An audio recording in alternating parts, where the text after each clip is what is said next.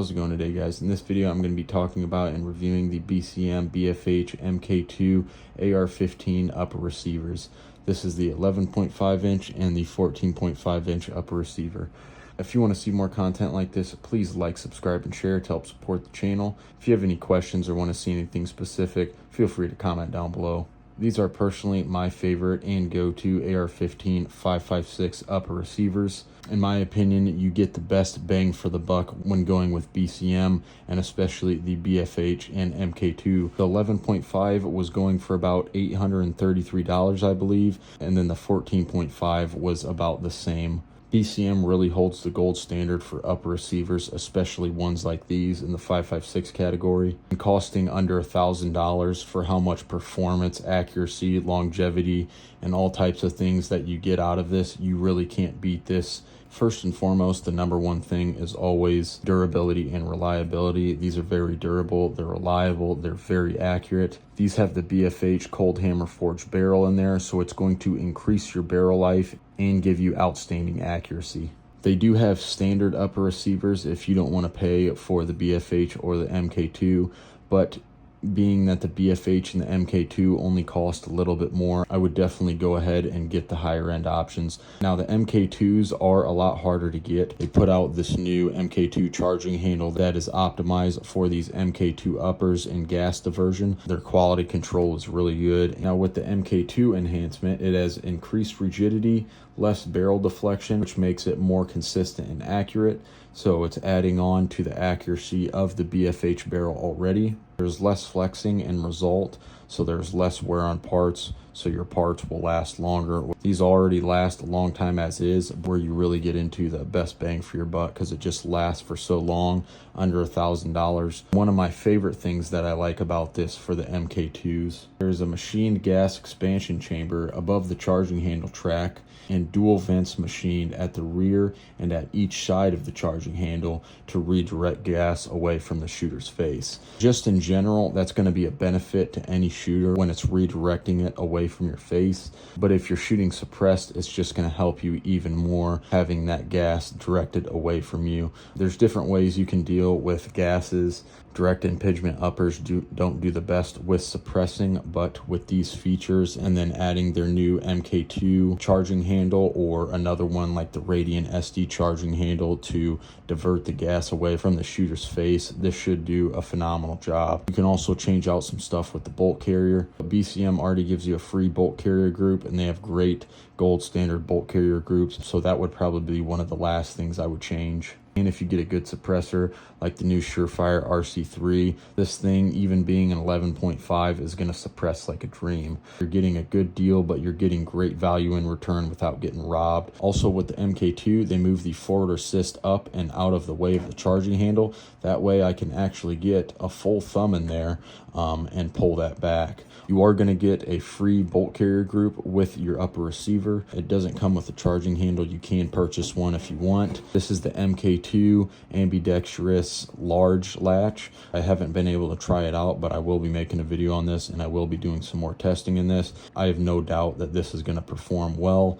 I was using the Radiant SD before and that works well too, but this is optimized for the MK2, so I'm going to try running that. They also send out a QD attachment for your sling that you can mount. I like to mount that right here. And then they send out a 5-slot Picatinny rail with this as well. They send out a little bit of lube and some stickers and stuff. I don't really care about that, but I do like the little extras that they throw in. Now, in regards to the 14.5, this is the BFH MK2 ELW, or Enhanced Lightweight, in the 14.5. I think that's really cool that in the 14.5s and the 16s, that they do something like the enhanced lightweight, which is very cool how they take off a little weight but still not compromising all the performance. That is the BCM MK2 charging handle and the Radiant SD. So this has a little raised notch right there, I'm sure, to point it upwards instead of back at the shooter. When you buy these uppers, they give you a choice of the free bolt carrier, what charging handle you want on there. You can pick none, or you can pick one of theirs, and then they give you the choice of a flash hider to install. I like these 3-prongs, and unfortunately they don't offer the Surefire 3-prong, but they do offer multiple different muzzle devices They offer like the War Comp, the Surefire War Comp, Surefire muzzle brake, some of their BCMs, and then I think another company's muzzle devices. That's no problem. I just had them install the free A2 flash hider that they throw in there. I bought my muzzle devices that I wanted, and I shipped them out to Adco Firearms in Ohio.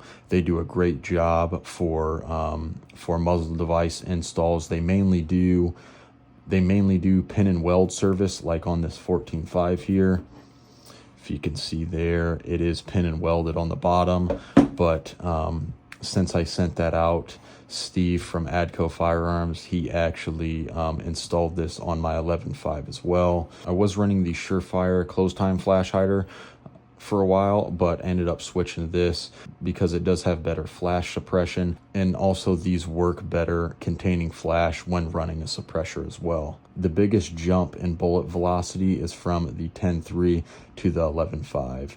Over all the other lengths, I chose to go with the 11.5 instead of the 10.3. It gives me a little bit more capability, a little bit more distance, so I personally prefer the 11.5. Would maybe only ever choose a 10.3 or a 10.5 if it's strictly for CQB. I really like the 14.5 as well, and the 14.5 is very common. I would say the 11.5, the 14.5, and the 16-inch upper receivers are probably your most common upper receivers that you're going to see. I like the 14.5 a lot because it shaves off a little bit. It kind of puts you in that do-it-all category, to where if you need to, you can run CQB, but also if you need to use it for distance, it is capable. It does have less velocity than the 16-inch barrel, but since I am not out in the boonies where there's just a bunch of open land, I like to go with the 14.5. Another reason I like the 14.5 is because when you put on a suppressor, it doesn't make it obnoxiously long. If you were to get a 16-inch upper, you could get a mini suppressor or something like that, but I personally just like going with the 14.5. But if you do live out in an area where there's a bunch of open land, or you don't want to worry about having to get your muzzle device pin and welded, then the 16-inch is still a great option. I just think that the 14.5 gives me a little bit more edge and gives me a little bit more capability and versatility. If you were to just get one upper, I would get the 14.5, but if you don't want to deal with the pinning and you're out in the country or out with big open land, then you can't go wrong with the 16-inch. The 11.5 is really good for CQB or urban environments, so I really like the 11.5 for that. This is going to be one of the videos of a series of how to build your AR or AR preferences, AR options. I personally haven't had the need to build my own upper receiver yet. Another thing I look for in upper receivers is these M-LOK handguards. Some companies have some terrible design for handguards. Picatinny is another common one. There's some other ones that have like screw-on type of Picatinny rails. I don't like it at all. I think M-LOK is superior by far to Picatinny because of weight. It keeps your rifle more slim, and it gives more venting for your barrel and your handguard. Picatinny is going to be more durable, but these are plenty durable as it is, and they're a lot lighter. They're a lot easier to grip and C-clamp. M-LOK is a lot better for mounting accessories. Mounting accessories is more low profile, and I personally wouldn't choose a Picatinny rail, at least for the AR-15, unless there was a specific reason. The SIG SPEAR LT does suppress well and it runs cleaner, but besides that, those are the only two good things. The SIG SPEAR LT is about $3,000, and I will be able to build mine for about $2,000, so it's going to cost $1,000 less, and I'm going to get everything I want on it. I don't like a lot of the products that they put on the SIG SPEAR. The grip, the trigger, the stock makes the weight uneven. The muzzle device is like super rock set on there and really hard to get off. Their SIG flash hider is ridiculous to get off, so I'd have to change that as well. Their ambidextrous lower I didn't like, which I talked about in a different video. I just don't think it's necessary. The safety is terrible. It's another 90-degree safety, but if I was going to get a dedicated gun for suppressor, I would get something like that. SIG SPEAR LT also doesn't come in a 14-inch